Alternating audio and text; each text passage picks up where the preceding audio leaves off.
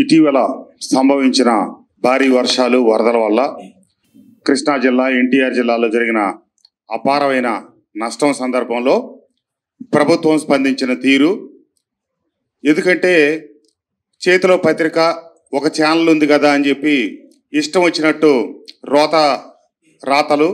రోత మాటలు ప్రచారం చేస్తున్నటువంటి వైఎస్ఆర్ కాంగ్రెస్ పార్టీకి సంబంధించిన శ్రేణులకు కూడా కొన్ని వాస్తవాలు, ప్రజలకు వాస్తవాలు తెలియాలి కాబట్టి తెలియజేస్తా ఉన్నాం. నేను గత ప్రభుత్వంలోనూ శాసనసభ్యుడిగా పనిచేశాను, ఈ ప్రభుత్వంలోనూ శాసనసభ్యుడిగా పనిచేస్తా ఉన్నాను. ప్రజలకి నా అనుభవాలు కూడా తెలియజేస్తా.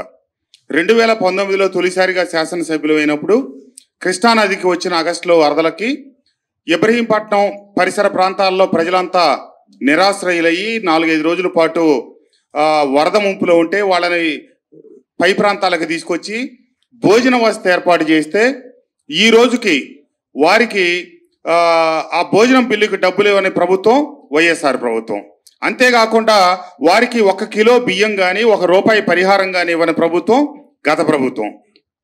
అదే ఇప్పుడు వరదలు వస్తే 31వ తారీఖు రాత్రి 1 గంటకి ముఖ్యమంత్రి గారి కార్యాలయం నుంచి నాకు ఫోన్ వచ్చింది, మీరు ఎక్కడున్నారు, ముఖ్యమంత్రి గారు ఇప్పుడు వస్తున్నారు మీ మైలవరం నియోజకవర్గానికి అని చెప్పి.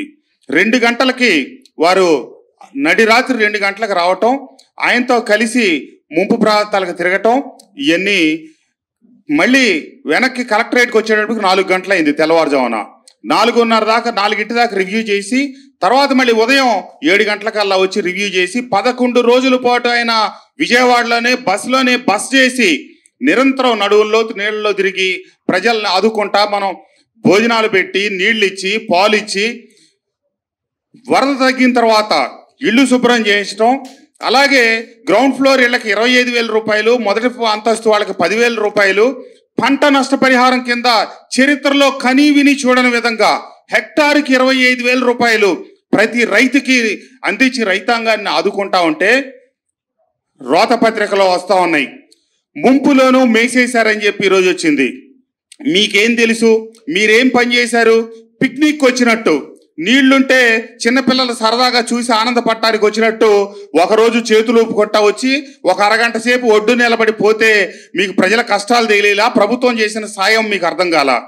ఎందుకంటే ఒక్క మైలవరం నియోజకవర్గానికి రోజుకి 1,00,000 సీసాలు తక్కువ కాకుండా 1,50,000 సీసాల వరకు మంచినీళ్ళ సీసాలు వస్తే మేము 30 ట్రాక్టర్లు పెట్టి అన్ని ప్రాంతాలకు పంపించి ప్రజలకు అందజేసేవాళ్ళం.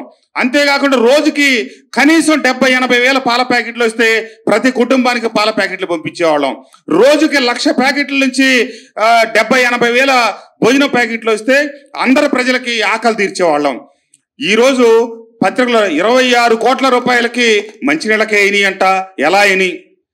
దాదాపుగా 10 లక్షల మంది జనాభా కింద మురుగునీరు, తాగునీరు లేదు, అన్నీ కలుషితం అయిపోయి ఉంటే ప్రజలకి తాగునీరు అందించడానికి కూడా జీర్ణం చేసుకోలేని జగన్మోహన్ రెడ్డి గారి పత్రికని ఈరోజు ఆంధ్ర రాష్ట్ర ప్రజలు గమనించాలని చెప్పి నేను తెలియజేస్తా ఉన్నా. ఎందుకంటే ప్రతి దాంట్లో చెడు తప్పితే మంచి చూడటం, చెడు అంటాం, చెడు వింటాం, చెడు చూడటమే సాక్షి పత్రికకి, సాక్షి ఛానల్కి జగన్మోహన్ రెడ్డి గారికి పరిపాటిగా మారింది. కాబట్టే ప్రజలు 151 స్థానాలు ఇచ్చిన స్థానంలోనే మధ్యలో ఉన్న 5ని తీసేసి అటు ఇటు 1 మిగిల్చినా కూడా జగన్మోహన్ రెడ్డి గారి ఆలోచన సరళి. ఎందుకంటే నీ ఆలోచన సరళి మారలేదని చెప్పి ఎన్నికల తర్వాత 3 రాజ్యసభ సభ్యులు పార్టీకి దూరమైనా మరింతమంది దూరం అవుతున్నా కూడా ఆయన వైఖరి మార్చుకోలేకపోవడం దురదృష్టకరం. ఆయనకి ఏమీ చేత కాదు. 5 సంవత్సరాల కాలంలో రాష్ట్రాన్ని అధోగతి పాలు చేసి గతంలో వరదలు వస్తే టెంట్లు వేపించి కింద కార్పెట్లు పరిపించి అక్కడికి వెళ్ళి మనం పిక్నిక్లు చూసాం తప్పితే ప్రజల కష్టాలు లేనట్టు గమనించలా. అదే కోణంలో ఈరోజు కూడా ఈ ప్రభుత్వం అదే చూస్తా. 74 సంవత్సరాల వయసులో 11 రోజుల పాటు నిర్విరామంగా 24 గంటలు పర్యవేక్షించి మాబోటి శాసనసభ్యులందరికీ స్ఫూర్తిగా నిలబడి అందరికీ కేవలం వరద 30వ తారీఖు మొదలైతే 17వ తారీఖుకి అత్యంత వేగవంతంగా ప్రజలకి పరిహారం ఇచ్చిన ప్రభుత్వం ఈ ప్రభుత్వం.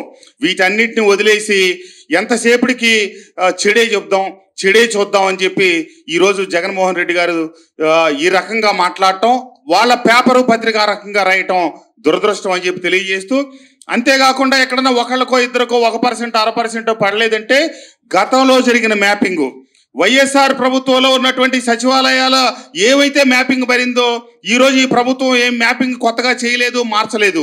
అదే ప్రకారం ఆ రోజు ఎవరైతే బెనిఫిషరీస్ ఉన్నారో వాళ్ళందరికీ వరద ముప్పు ప్రాంతాల్లో 179 సచివాలయాల్లో వాళ్ళందరికీ సాయం అందించడం జరిగింది. కాబట్టి మిగిలిపోయిన వాళ్ళకు కూడా నిన్న డబ్బు పరిహారం అందించడం జరిగింది.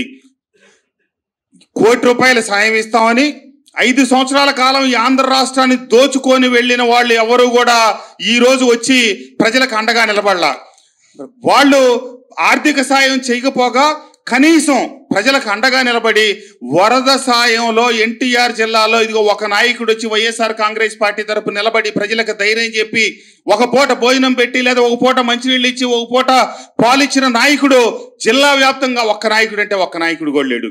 కేవలం ఒడ్డును కూర్చొని రాళ్లు చల్లటం, చేసే వాళ్ళని చెడగొట్టడం, చేసిన దాన్ని వక్రీకరించి చూడటం ఎన్ని వైఎస్ఆర్ కాంగ్రెస్ పార్టీ నాయకులకు పరిపాటి అయింది.